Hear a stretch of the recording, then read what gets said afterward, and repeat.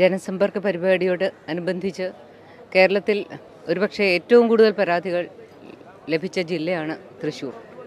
ഇവിടെ നമുക്ക് 22,199 അപേക്ഷകൾ മുൻകൂട്ടി തന്നെ കിട്ടിയിരുന്നു. അത് പരിശോധിച്ച് സാധ്യമാവുന്നതിലെല്ലാം പോസിറ്റീവായിട്ടുള്ള തീരുമാനങ്ങളെടുത്തു. അതുകൂടാതെ ചിലത് പ്രത്യേക പരിഗണന വേണമെന്ന് തോന്നിയ 403 എണ്ണം വിവിധ വകുപ്പുകളുടേതായിട്ട് ഒന്നിച്ച് CM-നെ നേരിട്ട് കാണുന്നതിനുള്ളതായിട്ട് പ്രത്യേകം മാറ്റിവെച്ചിട്ടുണ്ട്. അതിലെ ആളുകളാണ് ഇപ്പോൾ കണ്ടുകൊണ്ടിരിക്കുന്നത് CM.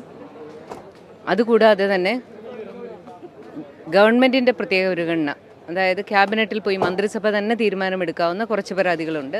അവ ഗവൺമെൻറ്റിലേക്ക് അയച്ചിട്ടുണ്ട്. അതിനുടനെ തന്നെ തീരുമാനമെടുക്കും. ഇന്നിപ്പോൾ നമ്മൾ ആദ്യം കൊടുത്തിരുന്ന 403 പരാതികൾ കൂടാതെ വളരെയധികം ആപ്ലിക്കേഷൻസ് വന്നുകൊണ്ടിരിക്കുന്നു.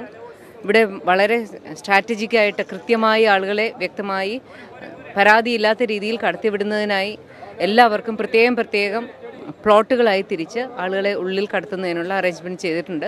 അതുകൊണ്ട് ഇത്രയധികം ആളുകൾ വന്നിട്ടും വലിയ പരാതിക്കിടയില്ലാതെ നമുക്ക് മുമ്പോട്ട് കാര്യങ്ങൾ കൊണ്ടുപോകാൻ സാധിക്കുന്നുണ്ട്.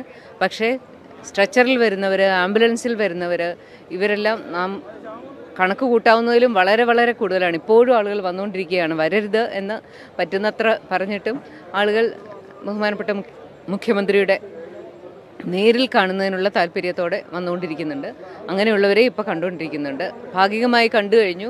പിന്നെ പുറത്ത് വളരെയധികം ആളുകളായതുകൊണ്ട് ബഹുമാനപ്പെട്ട മന്ത്രി CN ബാലകൃഷ്ണൻ അവർ തന്നെ നേരിട്ട് വന്ന് ഇപ്പോൾ ആളുകളെ പുറത്ത് ആംബുലൻസിൽ കണ്ടുകൊണ്ടിരിക്കുകയാണ്.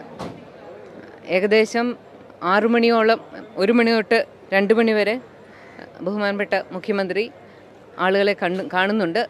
പുറത്ത് അപേക്ഷ നേരത്തെ തരാത്തവരെ കൂടി കാണുന്നുണ്ട്.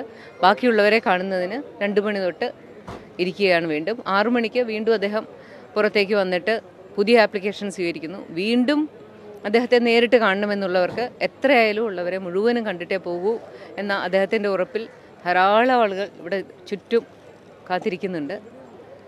വലിയ നല്ല പ്രതികരണമാണ് നമുക്ക് ജില്ലയിൽ കിട്ടിയിട്ടുള്ളത്. ധാരാളം സഹായങ്ങൾ കൊടുത്തുകൊണ്ടേയിരിക്കുന്നു. കുറച്ച് മുമ്പുള്ള റിപ്പോർട്ട് അനുസരിച്ച് ഏകദേശം 1 കോടിക്കടുത്ത് സഹായങ്ങൾ ഇപ്പോൾ നൽകിക്കഴിഞ്ഞു. ഇനിയും തുടർന്നും ആളുകൾ ധാരാളം പേര് കാത്തു നിൽക്കുന്നുണ്ട്. ഇവർക്കെല്ലാവർക്കും കൊടുക്കാൻ സാധിക്കുമെന്ന് തന്നെയാണ് പ്രതീക്ഷ.